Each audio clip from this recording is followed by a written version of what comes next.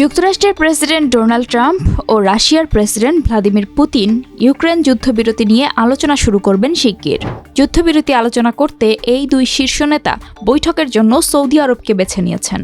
যুক্তরাষ্ট্রের স্থানীয় সময় 12 ফেব্রুয়ারি হোয়াইট হাউসে সাংবাদিকদের এক প্রশ্নের জবাবে ট্রাম্প এসব তথ্য দেন বলে রয়টার্সের প্রতিবেদনে বলা হয়। এক প্রশ্নের জবাবে ট্রাম্প বলেন, আমি মনে করি না যে ইউক্রেনের ন্যাটোতে যোগ দেওয়া বাস্তবসম্মত হবে। ইউক্রেনের হারানো সব ভূখণ্ড ফিরে পাওয়াটাও অসম্ভব। ওই দিন রাশিয়ার প্রেসিডেন্ট ভ্লাদিমির পুতিন ও ইউক্রেনের প্রেসিডেন্ট ভলোদিমির জেলেনস্কির সঙ্গে ফোনে দীর্ঘ আলাপ করেন ট্রাম্প। 3 বছর পূর্ণ হতে চলা রাশিয়া ইউক্রেন যুদ্ধ বন্ধে এটা ট্রাম্পের বড় পদক্ষেপ বলে মনে করা হচ্ছে।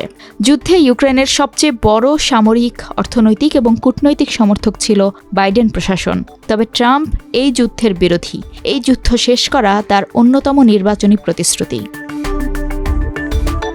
পুতিনের সঙ্গে ফোনালাপকে দীর্ঘ ও বেশ কার্যকর বলে মন্তব্য করেছেন ট্রাম্প। ক্রেমলিনও ট্রাম্পের সঙ্গে আলোচনার বিষয়টি নিশ্চিত করেছে। দুই নেতার ফোনালাপ প্রায় 90 মিনিট স্থায়ী হয়েছিল বলে জানিয়েছেন ক্রেমলিনের মুখপাত্র দিমিত্রি পেসকভ। পেসকভের ভাষ্যমতে দুই নেতা সরাসরি বৈঠক করতে সম্মত হয়েছেন। তারা এই বিষয়েও সম্মত হয়েছেন যে মস্কো ও ওয়াশিংটনের একসঙ্গে কাজ করার সময় হয়েছে। ট্রাম্পকে মস্কো সফরের আমন্ত্রণ জানিয়েছেন পুতিন। ট্রাম্প এতে সম্মত হয়েছেন। জবাবে পুতিনকে ওয়াশিংটন সফরের আমন্ত্রণ জানান ট্রাম্প। পুতিনও এতে সম্মত হয়েছেন। বেশ কিছুদিন ধরেই আলোচনা চলছিল ট্রাম্প পুতিন তৃতীয় কোনো দেশে বৈঠক করতে যাচ্ছেন। ধারণা করা হচ্ছিল তা সৌদি আরব বা সংযুক্ত আরব আমিরাত হতে পারে। এদিকে পুতিনের সঙ্গে আলোচনার পর জেলেনস্কির সঙ্গেও ফোনালাপ করেন ট্রাম্প। তাদের আলাপ প্রায় 1 ঘণ্টা স্থায়ী হয়েছে বলে জানিয়েছে জেলেনস্কির অফিস।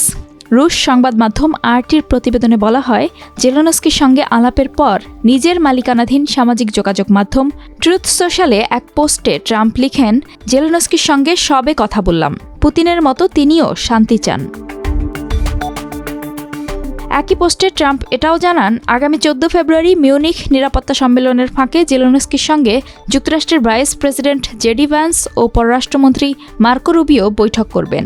গার্ডিয়ানের এক প্রতিবেদনে বলা হয়েছে, ট্রাম্পের সঙ্গে আলাপকে অর্থপূর্ণ বলে মন্তব্য করেছেন জেলেনস্কি। 2022 সালের 24 ফেব্রুয়ারি ইউক্রেনে পূর্ণমাত্রায় হামলা শুরু করে রাশিয়া। মস্কোর ভাষায় যা বিশেষ সামরিক অভিযান। এর আগে 2014 সালে ইউক্রেনের উপদ্বীপ ক্রিমিয়া দখল করে নেয় রাশিয়া। এখন পর্যন্ত ইউক্রেনের প্রায় 1/5 ভূমি দখল করে নিয়েছে রাশিয়া।